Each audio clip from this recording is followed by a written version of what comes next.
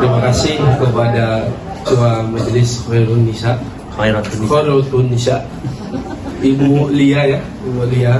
Beberapa kali kita bertemu, dan kepada Ahlul Bait, Ibu Nuni, gitu ya. Insya Allah ini kedepannya ini harus tertulis, karena apa yang diceritakan terkait wasiat, hibah, ini termasuk warisan. Ini kenapa dia sekarang ini tidak mengikat secara hukum nasional? Ini karena biasanya tidak tertulis, dan ini hasil evaluasi kita. Dan memang alhamdulillah kita di tim Himayah Konsultan ini ingin berperan aktif, karena sewaktu saya Madrasah Aliyah Negeri di tahun 2006, itu saya menanya kepada guru saya sampai dia kelimpungan. Apa? Karena saya tanya detail, hukum waris itu hitungannya berapa? Saya detail, tidak bisa terjawab. Terakhir saya masuk kuliah di UIN, alhamdulillah terjawab. Terjawabnya bukan di UIN-nya, Bu, tapi saya kayak les privat ke yang lain, bukan di UIN-nya. Karena UIN-nya sendiri pun tidak mendetail. Tidak mendetail juga, masih umum juga. Jadi saya ikut beberapa pelatihan, termasuk dengan Ustaz Iskandar, dengan tim yang lain. Itu baru, tapi saya konekkan dengan jurusan saya hukum.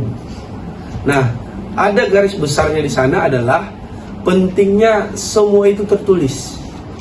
Karena kalau lisan itu bisa dilupakan, dan yang mengetahui cuma yang dengar.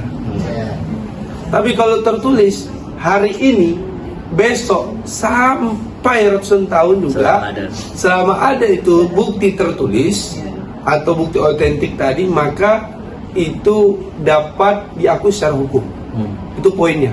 Jadi mau waris, wasiat, yang namanya termasuk harta warisan, itu bisa dituliskan sebenarnya. Dan ini salah satu cara preventif untuk menghilangkan potensi problem. Ini di awal. Nah, ini saya ingin sampaikan beberapa slide saja, Bu. Saya sedikit. Kenapa ini penting? Karena apa ya? Ini hal ini adalah hal yang sangat penting, karena ini paradigma.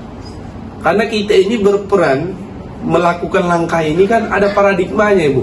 Semua paradigma. Kenapa hari ini kita paradigmanya melakukan, misalkan gini ya, bisnis, misalkan dagang. Kenapa harus dagang? Paradigmanya supaya kita menambah harta, kan begitu? Termasuk hari ini.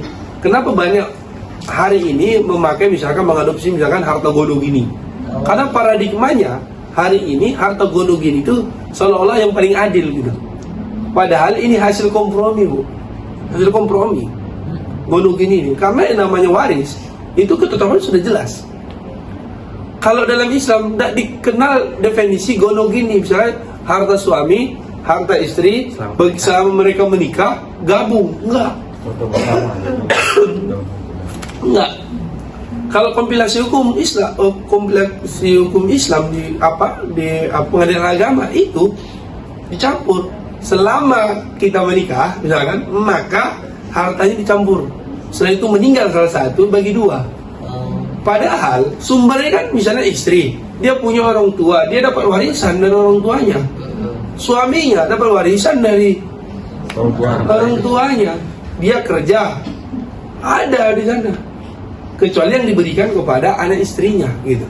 Tapi kalau dalam Islam itu mendetail, Bu. Apa dalam Islam itu? Sumbernya dapat dari mana dan akan kemana pendistribusiannya. Begitu juga kepada istri. Situ. Tapi kalau dalam kompilasi hukum Islam tidak begitu. Mau dapat dari mana juga, misalkan dapat dari kerja suaminya, gitu ya, atau dari istrinya, itu berbeda. Di situ tadi memang diwajibkan untuk mengetahuinya.